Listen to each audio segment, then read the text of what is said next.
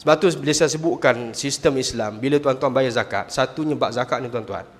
Kalau tuan-tuan tengok dia punya formula zakat, compare, banding dengan formula cukai, zakat ni tuan-tuan, tuan-tuan tak boleh nak masukkan zakat itu nak jadikan dia sebagai kos. Tak boleh. Tuan-tuan tak boleh, kalau dalam accountant, zakat ni tak boleh masuk jadi dalam tak boleh masuk dalam account balance sheet. Tak boleh. Dia akan masuk dalam dia akan masuk dalam expenses company selepas daripada semua selesai. Mana dia tak akan jadi kos. Sebab kos ni ketika pada awal, tapi zakat ni ketika pada akhir. Masa awal kita tak tahu berapa, tapi cukai atas kertasnya keluar akhir. Tapi pada awal-awal tu kita dah tahu berapa kita akan keluar. Sebab tu dia boleh koskan awal-awal. Kalau orang accountant. Sebab tu accountant dia akan bagi advice kepada company, okey, sekarang ni estimate cukai tahun depan berapa dan apa kita perlu buat untuk elokkan cukai. Itu biasa dalam bisnes. So maknanya zakat ni macam saya sebut tadi, dikutip hanya daripada orang miskin. Dia tak akan jadi element of the pricing. Dia tak akan jadi elemen harga barang. Zakat ni. Contoh saya ambil dalam zakat tijarah. Sebab tu dia punya formula berbeza dengan cukai korporat. Beza macam mana? Zakat tijarah dia kena kira working capital, modal pusingan yang betul, yang sebenar, bukan estimate, bukan anggaran. Kemudian dia kena campur dengan keuntungan bersih, kemudian dia kali dengan 2.5%. Tapi dalam formula cukai, dia ambil jualan ataupun bersih, dia kali dengan 2.5%. So maknanya yang ni dah bawa dah tahu, yang ni nak tahu macam mana. Kemudian kalau tuan-tuan buat perbandingan antara dua ni, tuan-tuan akan dapati satu benda yang cukup ajaib, bahawa zakat ni bila dicampur working capital, dia menyebabkan kalau ekonomi tu bagus, zakat akan turun. Bila ekonomi tu teruk, zakat akan naik. Apa makna dia? Bila zakat naik bermakna orang miskin ramai. Bila zakat naik, bila ekonomi teruk, zakat naik, maknanya orang miskin akan dapat lebih banyak. So dia akan tarik semula ekonomi itu naik, sebab orang miskin bila dapat zakat, dia mampu membeli. Okey. Tapi cukai ni, bila ekonomi teruk, cukai akan semakin turun. Orang miskin dah tak dapat bantuan.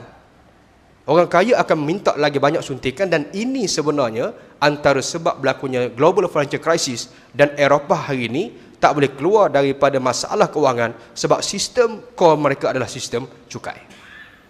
Itu problemnya. Sekarang ni di Eropah banyak negara yang sudah bankrupt. 3 negara sudah diisytiharkan bankrupt, dan ada banyak lagi negara yang sedang beratur nak kena bankrupt. Hutang negara tak boleh bayar. Sebab apa hutang negara tak boleh bayar? Sebabnya negara berhutang, dia bagi kat siapa? Ini yang Wall Street dia punya isu ni. Dia kata antaranya ialah, kamu wahai kerajaan berhutang dengan dunia, berhutang dengan China, berhutang dengan macam-macam, tapi bila berhutang, kerajaan bagi kat siapa? Kerajaan akan jadikan itu sebagai suntikan pemulihan kepada syarikat-syarikat besar. Contohnya dia suntik dekat AIA Group. Dia suntik dekat AI Group, AI itu daripada nak mati, hidup balik. Bila hidup, dia pergi list dekat Hong Kong. Sebab bisnes kat Amerika dah tak bagus. Dan kemudian, bila masyarakat itu hidup, dia pergi keluar, tapi yang tanggung hutang, yang menjadi modal suntikan kepada syarikat itu, siapa yang tanggung? Kita. Sebab tu dia orang kata, kamu kerajaan berhutang, tapi hutang tu diberikan kepada 1%, tapi siapa yang tanggung? Kami yang tanggung. Sebab tu 14 trilion tak boleh selesai hutang mereka. Amerika ni kalau ikut sepatut tuan-tuan, sebenarnya dah bankrupt dah.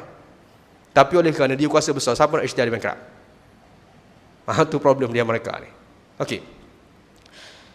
So maknanya, kalau kita faham dari sudut conclusion tadi, senang je saya bagi satu kias untuk kita ambil sebagai satu kefahaman ringkas.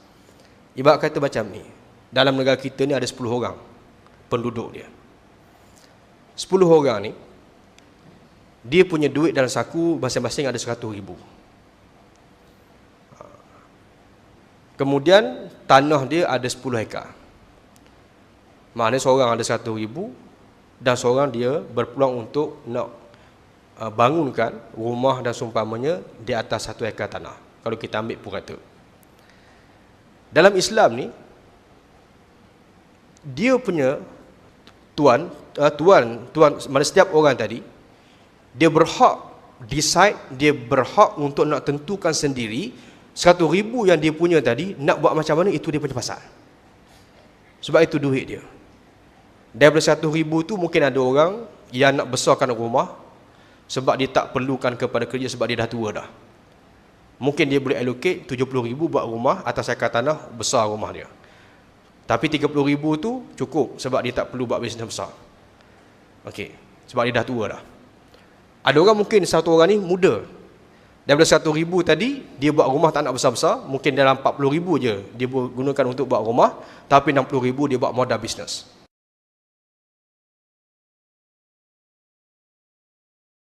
Disebutkan oleh Nabi, da'un nasa yarzuqu ba'dahum ba'da, biarkan orang ramai tentukan dia punya rezeki sendiri. Tapi bila hang meniaga ada untung, maka zakat cukainya ialah sebanyak 2.5%, namanya zakat kalau orang tu muslim, dan kalau dia non muslim pun dia punya benchmark paling tinggi, jizyahnya ialah sebanyak 2.5%. Diambil hanya daripada orang kaya sahaja, sama ada muslim atau orang kaya non-muslim. Tak boleh ambil daripada orang miskin, sama ada miskin itu muslim atau non-muslim. So maknanya masa-masa decide sendiri. Bila ada untung, cabut 25%. Okey. Itu Islam punya sistem. Saya nak ambil sikit sistem ekonomi orang panggil welfare state, yang negara barat punya istilah. Yang ni saya nak supaya kita jangan keliru ni. Jangan anggap Islam tu maknanya sama macam welfare state barat. Islam jauh lebih adil. Ini bukan saya kata welfare state itu tak bagus. Welfare state itu ialah negara berkebajikan yang memang sebahagian daripada ciri-ciri Islam. Tapi saya nak sebutkan istilah. Welfare state Islam tu jauh lebih welfare daripada welfare state yang dikenali oleh barat. Ini saya nak sebutkan supaya orang kita ni jangan anggap Islam tu adil macam welfare state barat. Tak. Islam jauh lebih adil. Macam mana welfare state barat ni? Iaitu katakan setiap orang tu 100,000 dia ada simpanan. Tiba-tiba dia ambil daripada 100,000 tu, setiap orang wajib bayar sebanyak katakan 40%. 40%. Dan 40% ini digunakan oleh kerajaan untuk beri kebajikan kepada mereka. Orang yang tak ada rumah, kerajaan bantu buat rumah. Orang yang tak ada itu, kerajaan bagi daripada 40% tadi, kerajaan yang maknanya hang hanya boleh decide 60,000 je. 40,000 kerajaan yang tentukan untuk buat apa? Untuk mereka juga. Jadi sebab itulah negara macam ni dilihat berkebajikan. Sebab kerajaan yang provide macam-macam. Dan mereka tak ada keupayaan untuk nak provide untuk diri mereka sendiri. Sebab 40%-nya sudah diambil oleh kerajaan, dan kerajaan gunakan 40% tadi untuk nak buat kemudahan mereka. Let's say baiklah, kita kata bila kerajaan ambil 40% menyebabkan mereka dah tak mampu nak buat rumah sendiri. Kalau buat pun kecil je. Jadi orang yang tak ada rumah, kerajaan pun buat rumah bagi dia duduk. Mungkin dengan harga yang cukup rendah ataupun mungkin percuma. Padahal sebenarnya duit itu duit mereka juga sebenarnya. Tapi nak compare dengan Islam, Islam jauh lebih adil sebab Islam tak ambil apa-apa. Itu hang decide sendiri. Tapi kalau ada untung, kerajaan akan ambil 2.5%. 2.5% campur dengan hasil bumi akan diberikan kepada orang miskin. Itu dia punya cara dia.